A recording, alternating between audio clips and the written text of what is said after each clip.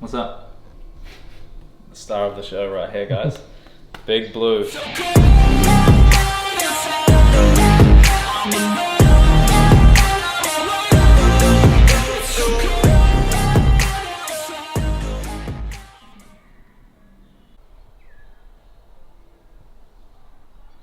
So guys, that right there, that is the sign of an 8-kilometer PB run, which I got 2 days ago.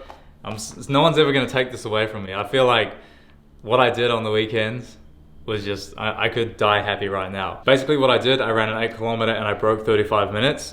So if you're kind of into running, you might know that that's like pretty damn decent. And this is my first time running over 5Ks in probably like 10 years kind of thing. But anyway, yeah, I got this 8K PB, which was insane. So I basically kept like what would be a decent pace for a 5Ks for an 8 kilometers. And my per kilometer split was 4 minutes 22 per K. So you guys probably noticed I'm doing a lot more cardio, athletics training. And like I said, I'm gonna start sharing that more on the channel here. But with my running, yeah, I'm just trying to get fitter aerobically.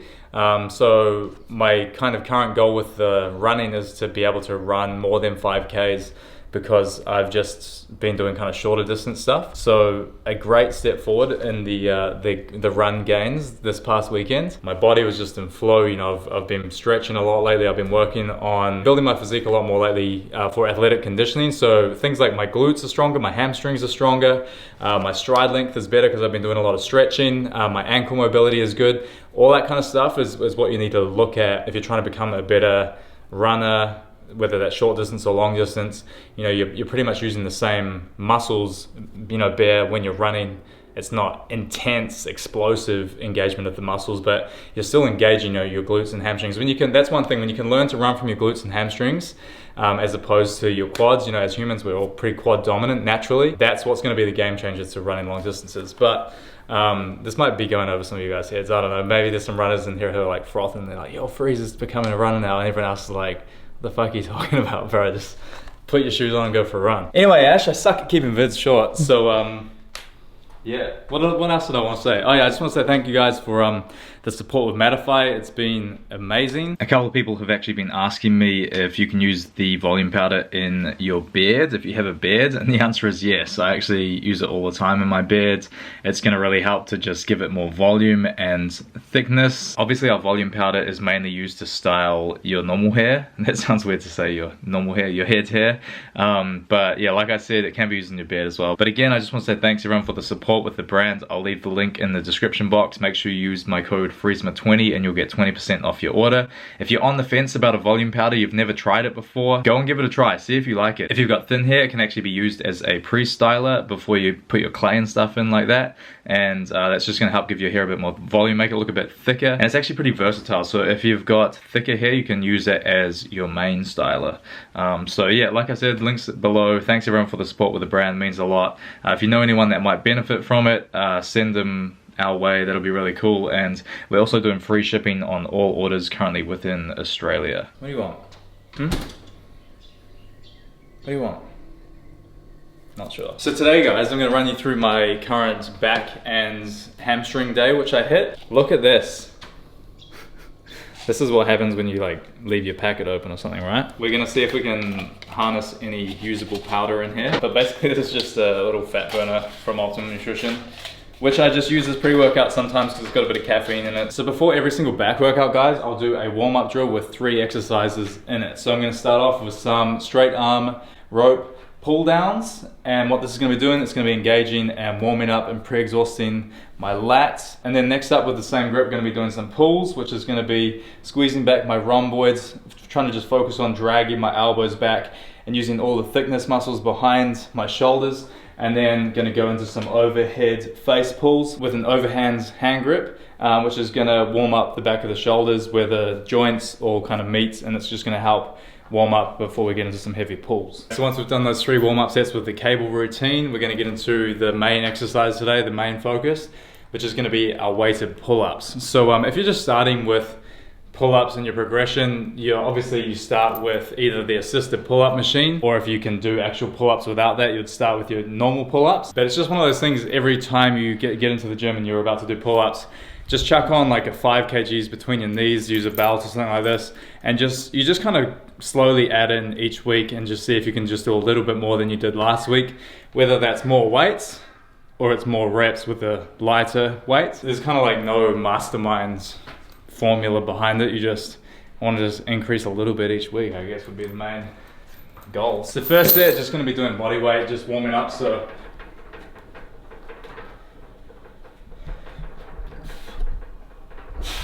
filling out that movement pattern, making sure that I'm warm. I'll actually just probably do one more set and just do 3 really slow pull-ups and then just get that maximum lat engagement. So I might just do that right now. Yeah, feeling pretty warm. So first set, just gonna be doing 10 kgs and just priming the body to just be holding that heavier weight. It is quite a tax on your body compared to your usual just, you know, pull-ups are hard enough as it is, but once you, I remember when I first started doing weight up pull-ups, it was just almost unbelievable.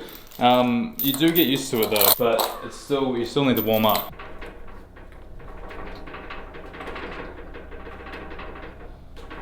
So guys, my first 3 weighted sets, I'm treating the weights as if, you know, I'm trying to just overreach on each rep and just be extremely fast with it and sure of it. Whenever you're training for strength, you're trying to build that explosive strength. If you think the weight mentally is like 1,000 kgs on you hanging from it and you just need to give it everything, it's gonna allow you to recruit maximum muscle fiber, and that's gonna just help you so much for increasing your strength. You just need to kind of change your mindset from, okay, feeling out that slow controlled rep to just thrashing it and just getting that thing up no matter what. So second weighted set, gonna get 20 on here. And just going to be going for lower reps with these warm-up sets. So I'm just going to go for about 3 and just prime my body for the working sets, which today hopefully going to be around 40 kgs, we'll see.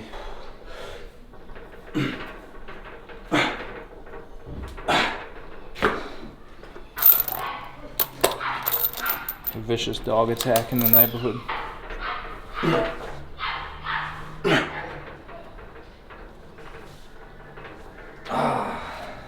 So guys, the plan today was to go for a bit more than that, but we didn't quite get it. So that was feeling heavy today.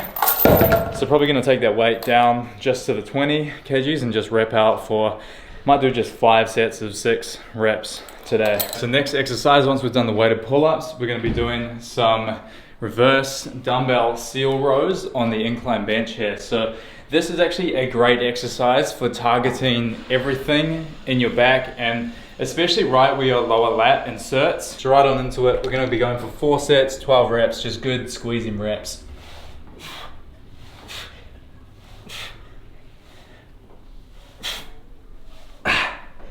This bar is just trying to get a bit of like a squeeze at the end of that rep. It's very minuscule, but you just, as long as you're feeling that squeeze, it's not like holding it there completely. If you want to do that, you can, but good luck getting 12 reps on a weight, which you would normally do. But the thing is with training, guys, it's like you can train however you want. If you're training hard, you're going to get results no matter what you're doing. So whether you like to do a slower rep, faster rep, even better, just mix them all up. Some exercises I'll go fast for explosive strength, other exercises I'll go slow for that squeeze. It's just about doing mainly what you enjoy. I say the greatest training you're going to do is the training you enjoy. If you've got a personal trainer who says hold a 4-second negative every rep for every exercise, and they're getting you lifting extremely slow for every movement you do, but you're someone who would actually enjoy training a lot faster with explosive reps, you know, you're not going to last long in that training environment doing the slow reps if you're not enjoying it. So like I always say, just find whatever works for you, find what you enjoy, lift the way you enjoy. Sometimes I love coming to the gym and just picking up a barbell and just throwing it around with momentum, you know what I mean? Other times I want to just slow it down and get that squeeze. It just depends what you enjoy, so never forget that. Next exercise, we're actually going to be doing a superset. Just going to be getting that squeeze right behind the rhomboids and just dragging the elbows back and just squeezing all those muscles behind the back there. So when I'm doing this movement, guys, it's not like a rear delt raise of which you're moving your arms forward more. It's you've got your hands opened up and you're pulling back and getting that squeeze behind your back. Anything rear delts, you're trying to move that weight slightly forward, even though the movement looks similar. Slight difference will have a massive difference though in your physique and how you're building it. So moving into the second half of the workout, we're going to be focusing now on hamstrings and glutes. So what we're going to be doing with my GHD here, going to be getting in and doing a hip extension. So What I do, I set the feet a bit further back on the machine. I've got this pole, I'm gonna hold this behind my back. That's gonna put me in a good posture. And each and every single rep, I'm gonna do a 5-second hold at the top. Now, this might look like a back extension, of which you engage your lower back, but the goal is to not engage your lower back on this movement and to solely feel it through your hamstrings and your glutes, and especially at the top of the movement, get a squeeze in your glutes. And then we're gonna get straight into it. So 1, 2, 3, 4, 5, and then down. 1, 3, 4, 5. 1, and at this point, it's just solely in the hamstrings and the glutes. Your back's not even holding it. So again, by doing this, it's gonna teach you to build that strength in your glutes and hamstrings to support your back so that your back is not compromised. And this will translate into everything you do, whether it comes to sprinting, jumping, running, all that stuff. You're gonna have more mobility and engagement through your hips as opposed to your lower back. Just gonna do 2 sets on this, and then I'm gonna do 2 sets on assisted Nordic hamstring drops. And that's gonna be the most part for just hitting the hamstrings. Just a little bit of midweek after the track and field day yesterday. I've just hitting those supportive muscles through the hamstrings there and not overdoing it today. And then we'll get a couple of days rest, and it's gonna just help with the recovery. So one thing after doing this, guys, I don't know if you can see, but like my hamstring is just fully pumped out. I literally just walking around here, I just want to throw forward into that next step because I just feel powerful behind my hips now. And that's just after one set of doing this. So it's just crazy, the hamstring engagement from this.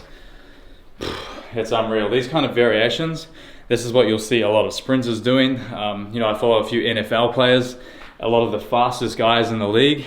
They're just absolute animals when it comes to doing body weight hamstring drops. Anyone at top level sports and speed, their hamstring strength is just on another level. So the goal is to just get there. Next exercise, we're gonna be pulling the platform almost as far forward as it can go on the GHD. Instead of our hips on the rest here, we're gonna have our knees on the rest here, and we're gonna be doing a drop down into the movement. But I'm actually gonna have to grab a bench, and what I'm going to do is use this along with the pole here. Actually, you know what might even be better? This might work better. So literally, guys, I'd say out of every exercise that you could do in the gym, I reckon this is the hardest exercise you can do. So what this is called, this is a Nordic hamstring curl or a Nordic hamstring drop.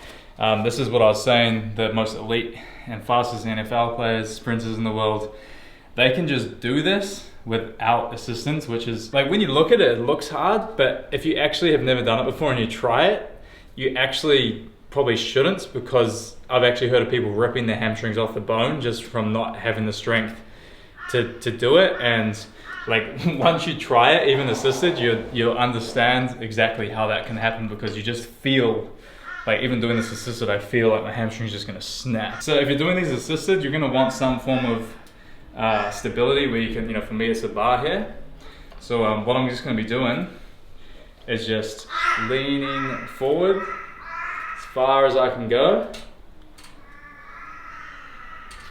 where it feels slightly comfortable, and just trying to hold as much tension on my hamstrings as I can as possible. I'm just going to be going for anywhere from like anything more than 3 reps, honestly. Sometimes even like to bring it forward a little bit.